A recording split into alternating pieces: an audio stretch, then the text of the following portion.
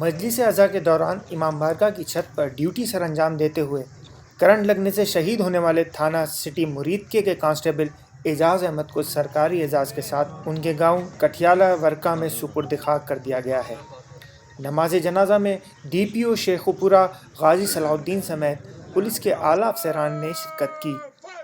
4 سال قبل محکمہ پولیس میں بھرتی ہونے والے پولیس کانسٹیبل اعجاز احمد مریدکے کی امام بارگاہ والی خراساں میں مجلس اعضاء کے دوران چھت پر ڈیوٹی سر انجام دے رہا تھا۔ اس کے ہاتھ میں پکڑی چھتری چھت کے قریب سے گزرنے والے بجلی کے ہائی وولٹیج تاروں سے چھو گئی، جس سے وہ مخدوش حالت میں چھت پر سے گر گیا۔ کانسٹیبل کو فوری طور پر مقامی سرکاری ہسپتال لے جایا گیا مگر وہ جاں بحق نہ ہو سکا۔ شہید کانسٹیبل اعجاز کو پورے اعزاز کے ساتھ اتوار کو ان کے آبائی علاقہ کھٹیالہ ورکا میں سپرد خاک کر دیا گیا ہے۔ شہید کی نماز جنازہ میں ڈی پی او شیخوپورہ غازی صلاح الدین، ڈی ایس پی مریدکے قیصر مشتاق سمیت پولیس کے اعلیٰ افسران اور علاقہ بھر کی اہم شخصیات نے شرکت کی۔